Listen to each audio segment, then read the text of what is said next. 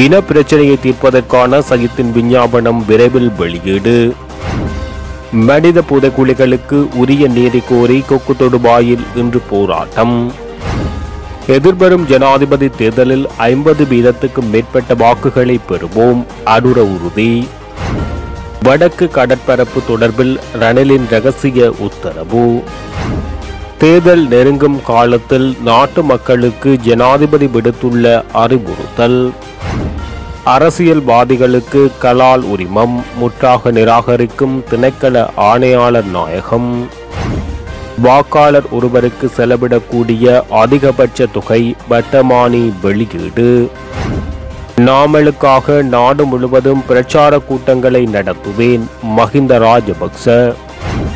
ரணிலுடன் இணையவுள்ள ஐக்கிய மக்கள் சக்தியின் 5 உறுப்பினர்கள். ரத்து செய்யப்படும் லட்சக்கணக்கான சாரதி அனுமதி பத்திரங்கள், வெளியான அறிவிப்பு. தொடர்பான விரிவான செய்திகள். இனப்பிரச்சினையை தீர்ப்பதற்கான தமது கட்சியின் அரசியல் பொறிமுறை தொடர்பான அறிவிப்பை எதிர்வரும் 22ஆம் தேதி சஜித் பிரேமதாச தலைமையிலான ஐக்கிய மக்கள் கூட்டணி வெளியிட உள்ளது. ஐக்கிய மக்கள் கூட்டணியின் சார்பில் ஜனாதிபதி வேட்பாளராக களமிறங்கவுள்ள சஜித் பிரேமதாசவின் தேர்தல் விஞ்ஞாபனம் நாளை மறுதினம் கொழும்பில் வெளியிடப்பட உள்ளது. தமது ஆட்சியின் கீழ் முன்னெடுக்கப்படும் வேலை திட்டங்கள், பொருளாதார மீட்சி திட்டங்கள், வெளிவகார கொள்கை என்பன உள்ளிட்ட விடயங்கள் தேர்தல் விஞ்ஞாபனத்தில் பட்டியலிடப்பட உள்ளன. அத்துடன் தேசிய இனப்பிரச்சினைக்கான அரசியல் தீர்வு திட்டம் பற்றிய உறுதிமொழியும் வழங்கப்பட உள்ளது. மேலும் மலையக தமிழ் மக்களுக்கான அரசியல், பொருளாதார மற்றும் சமூக உரிமைகள் தொடர்பான பிரச்சினைகளுக்கான தீர்வு திட்டங்களும் அதில் முன்வைக்கப்பட்டுள்ளன. முல்லைத்தீவு கொக்கு தொடுவாய் மனித புதைகுழிக்கு முன்பாக இன்று கவனஈர்ப்பு போராட்டம் முன்னெடுக்கப்பட உள்ளது. முல்லைத்தீவு மாவட்ட காணாமல் ஆக்கப்பட்டோரின் உறவுகள் சங்க தலைவி மரிய சுரேஷ் ஈஸ்வரி இந்த தகவலை தெரிவித்துள்ளார். முல்லைத்தீவு ஊடக மையத்தில் இடம்பெற்ற ஊடகவியலாளர் சந்திப்பில் அவர் இதனை குறிப்பிட்டார். கொக்கு தொடுவாய் உள்ளிட்ட மனித புதைகுழிகளுக்குரிய நீதி கூறி காணாமல் ஆக்கப்பட்ட உறவுகள் சங்கத்தின் ஏற்பாட்டில் இந்த போராட்டம் முன்னெடுக்கப்பட உள்ளது என அவர் தெரிவித்துள்ளார். எதிர்வரும் ஜனாதிபதி தேர்தலில் நிச்சயமாக 50% மேற்பட்ட வாக்குகளை பெற முடியும் என தேசிய மக்கள் சக்தியின் தலைவர் அனுருகுமார திஸ்ஸநாயக்க தெரிவித்துள்ளார். சில வேளைகளில் 60 முதல் 70% வரையிலான வாக்குகளை பெற்றுக்கொள்ள முடியும் என அவர் தெரிவித்துள்ளார். பெலவத்தையில் நடைபெற்ற ஊடக சந்திப்பு ஒன்றில் அவர் இதனை தெரிவித்துள்ளார். கோடபாயாவுக்கு கிடைத்த 69 லட்சம் வாக்குகளில் 50 லட்சம் வாக்குகள் பொதுஜன முன்னணி கட்சியை சேர்ந்தவர்களினால் அளிக்கப்பட்டதால் கிடைக்கப்பெற்றது என தெரிவித்துள்ளார். சைத்துக்கு கிடைத்த 55 லட்சம் வாக்குகள் சைத்துக்கு ஆதரவானது அல்ல எனவும் அது கோடபாயாவுக்கு எதிரான வாக்குகள் எனவும் தெரிவித்துள்ளார். எந்த கட்சியை சாராத 80 லட்சம் வாக்குகள் உள்ளதாகவும் 12 லட்சம் புதிய வாக்குகள் காணப்படுவதாகவும் தெரிவித்துள்ளார். எனவே தேர்தலில் தேசிய மக்கள் சக்தி 70 லட்சம் வாக்குகளை இலகுவில் பெற்றுக்கொள்ளும் என அனுரகுமார திசாநாயக்க தெரிவித்துள்ளார். ஜனாதிபதி ரணிலின் வெற்றியை நேரடியாக தடுக்கும் முயற்சியில் இந்தியா ஈடுபட்டுள்ளது.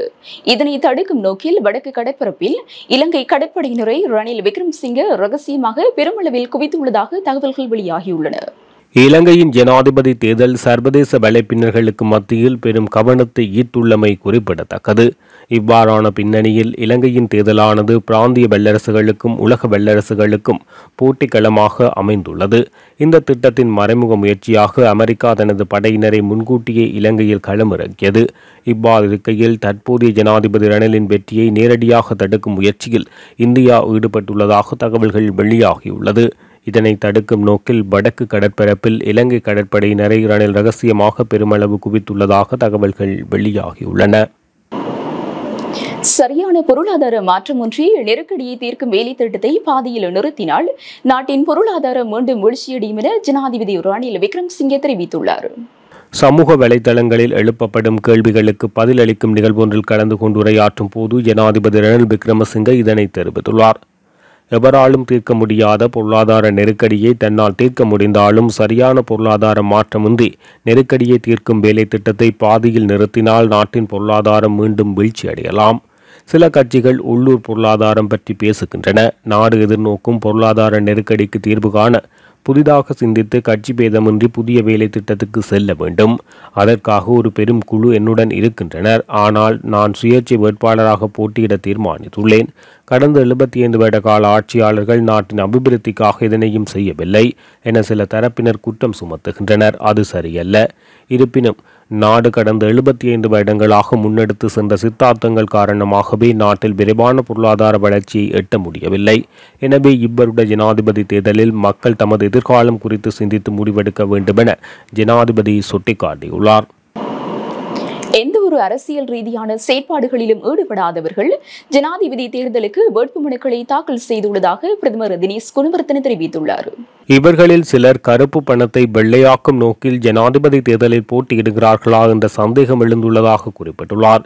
எதிர்வரும் ஜனாதிபதி தேர்தலில் அதிகளவான வேட்பாளர்கள் ஜனாதிபதி தேர்தலில் போட்டியிடுவது தொடர்பில் மகாநாயக்க தேரர் எழுப்பிய கேள்விக்கு பதிலளிக்கும் போது பிரதமர் மேற்கண்டவாறு தெரிவித்துள்ளார்.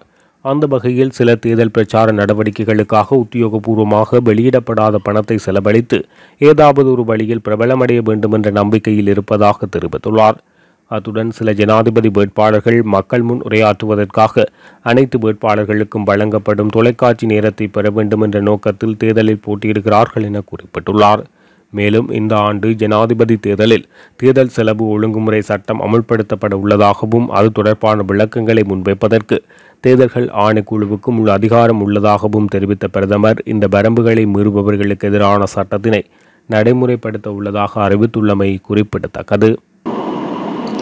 அரசியல்வாதிகளுக்கு கலால் உரிமம் வழங்கப்பட்டுள்ளதாக கூறப்படும் குற்றச்சாட்டை கலால் திணைக்கள ஆணையாளர் நாயகம் MJ குணஸ்ரீ முற்றாக நிராகரித்துள்ளார்.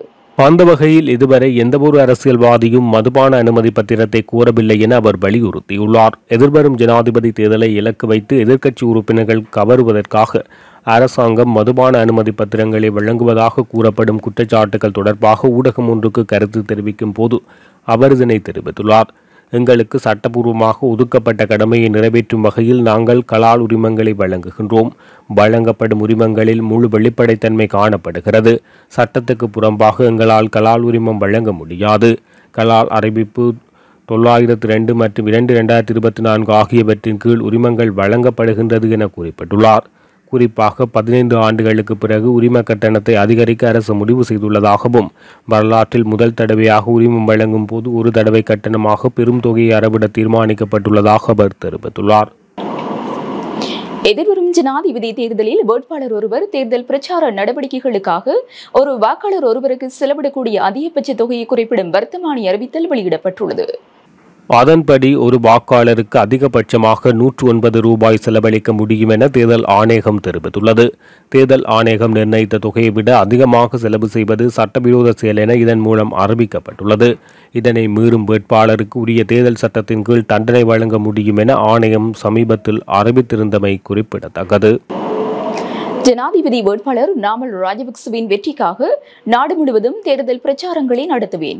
எம்மீதான மக்கள் நம்பிக்கை ஒன்றும் உறுதியாக உள்ளது. நிச்சயம் வெற்றி பெறுவோம் என முன்னாள் ஜனாதிபதி மஹிந்த ராஜபக்ச தெரிவித்தார்.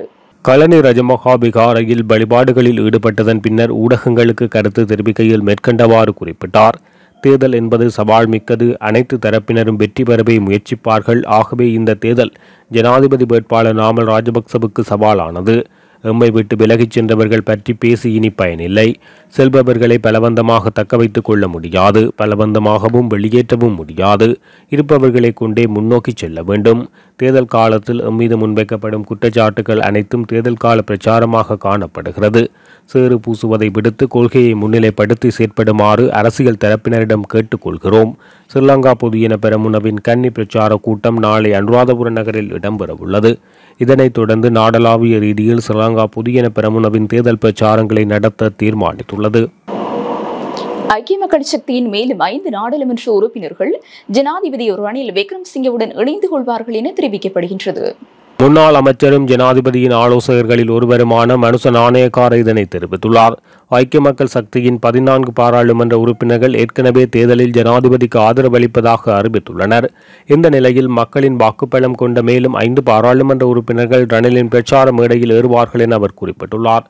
அளுத்கம பிரதேசத்தில் நடைபெற்ற இளைஞர் கூட்டம் ஒன்றில் அவர் இந்த விடயத்தை தெரிவித்துள்ளார். எனினும் முன்னாள் அமைச்சர் மனுசவின் இந்த கருத்து தொடர்பில் ஐக்கிய மக்கள் சக்தியினர் இதுவரை எவ்வித பதில்களும் வழங்கவில்லை என்பது குறிப்பிடத்தக்கது. 2024ஆம் ஆண்டுக்கான ஜனாதிபதி தேர்தலில் வாக்களிக்க கோரி தமது கிராமத்திற்கு வரும் வேட்பாளர்கள் மற்றும் ஆதரவாளர்கள் மீது தாக்குதல் நடாத்துவோம் என மாத்தளை நாவல அடவிலை கிராம மக்கள் எச்சரிக்கை விடுத்துள்ளதாக தகவல் வெளியாகியுள்ளது. குறித்த பகுதி மக்கள் தமது எச்சரிக்கையை விளம்பரங்களாக காட்சிப்படுத்தியுள்ளதாக தெரிவிக்கப்படுகிறது. தங்கள் கிராமத்துக்கு செல்லும் வீதிகள், விவசாய நிலங்களில் உள்ள பிரச்சினைகள், போக்குவரத்து சிரமம் போன்ற காரணங்களால் இம்முறை தேர்தலை தங்கள் கிராம மக்கள் புறக்கணிக்க உள்ளதாக தெரிவித்துள்ளனர். பல ஆண்டுகளாக தங்கள் கிராமத்துக்கு வருகை தந்த அரசியல்வாதிகள் மக்களுக்கு வழங்கிய வாக்குறுதிகளை இதுவரை நிறைவேற்றவில்லை என கிராம மக்கள் தெரிவித்துள்ளனர். இந்த நிலையில் வாக்குறுதிகளை நிறைவேற்றாத அரசியல்வாதிகள் தங்கள் கிராமத்துக்கு வர வேண்டாம் என்றும், அவ்வாறு வந்தால் தாங்கள் பதில் சொல்ல தயார் என கிராம மக்கள் எச்சரிக்கை விடுத்துள்ளனர். 2009ஆம் ஆண்டுக்கு முன்னர் வழங்கப்பட்ட 20 லட்சத்திற்கும் அதிகமான சாரதி அனுமதி பத்திரங்களை அடுத்த 3 மாதங்களுக்குள் ரத்து செய்ய மோட்டார் போக்குவரத்து திணைக்களம் தீர்மானித்துள்ளது. சாரதி அனுமதி பத்திரங்கள் அனைத்தும் ஸ்மார்ட் சிப் இல்லாமல் 8 வருடங்களுக்கு ஒரு முறை புதுப்பிக்கப்பட வேண்டியவை என மோட்டார் போக்குவரத்து ஆணையாளர் நாயகம் நிசாந்த அனுருத்த வீரசிங்க நேற்று தெரிவித்தார். கடந்த காலங்களில் அச்சிட முடியாத சுமார் 3 லட்சம் சாரதி அனுமதி பத்திரங்கள் குவிந்து கிடப்பதாக தெரிவித்துள்ளார். பழைய சாரதி அனுமதி பத்திரங்கள் புத்தகங்கள் மற்றும் வெள்ளை அட்டைகளில் வழங்கப்பட்டுள்ளதாகவும், இவற்றில் 14 லட்சம் கனரக வாகன அனுமதி பத்திரங்கள் எனவும் மோட்டார் போக்குவரத்து ஆணையாளர் நாயகம் தெரிவித்துள்ளார். இதேவேளை போக்குவரத்து விதிமீறல்களில் ஈடுபடும் சாரதிகளுக்கு டிமெட்ரி புள்ளிகளை சேர்க்கும் டிமெரிட் முறையும், மதிப்பெண் பெற்ற சாரதிகளின் அனுமதி பத்திரத்தினை தற்காலிகமாக ரத்து செய்யும் முறையும் அடுத்த சில மாதங்களில் தொடங்கப்பட உள்ளது. எனவே பழைய சாரதி அனுமதி பத்திரங்களை வைத்திருப்பவர்கள் போக்குவரத்து மருத்துவ சான்றிதழ்களை பெற்று புதிய சாரதி உரிமம் பெற விண்ணப்பிக்கலாம் என்று மோட்டார் போக்குவரத்து திணைக்களம் தெரிவித்துள்ளது. இத்துடன் ஜெஃப் நக்லரியின் மதிய நேர பிரதான செய்திகள் நிறைவடைகின்றன. மேலதிக செய்திகளை அறிந்து கொள்ள www.jeffnaclery.lk என்ற இணையதளத்தினூடாக இணைந்து கொள்ளுங்கள்.